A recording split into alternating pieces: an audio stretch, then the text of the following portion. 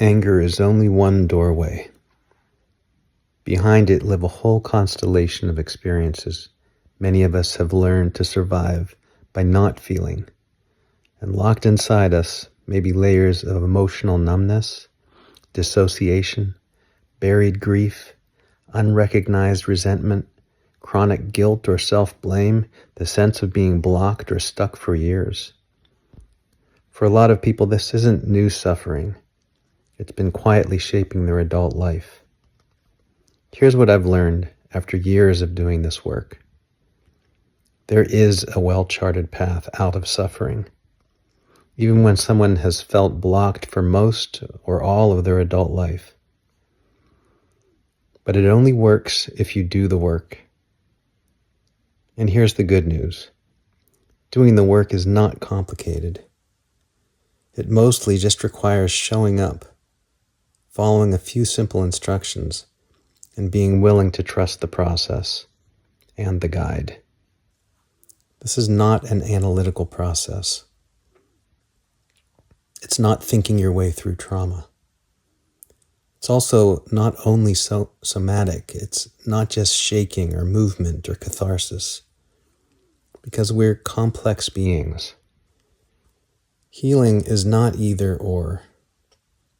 Your reality is shaped by both. The mind, including beliefs, expectations, meaning, identity, and the body, including stored emotions, nervous system responses, unexpressed energies. You can't bypass one without limiting the other. Yes, it's true that yoga, massage, breath work, and body work can open deep emotional releases. That's the power of somatic work. But for complete and lasting healing, the mind must also be included. Because we don't just store emotions, we store memories, conscious and unconscious. And from those memories, we build our belief system, our personal story, our sense of self-worth, our expectations about love, safety, and relationships. Whether we like it or not, memory holds energy and meaning.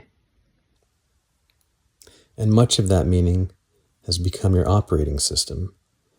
The assumptions you live inside of without realizing it. This is where real trauma work happens. Deep trauma work doesn't just release energy. It also works with memory reconsolidation, which is the process by which a memory loses its emotional charge and its intensity permanently. It's not just being suppressed, not reframed, but actually neutralized and altered. When this happens, the memory becomes distant. It no longer hijacks your nervous system. It stops getting triggered. It stops shaping your relationships and your future and your reality. At that point, it no longer has authority over your life.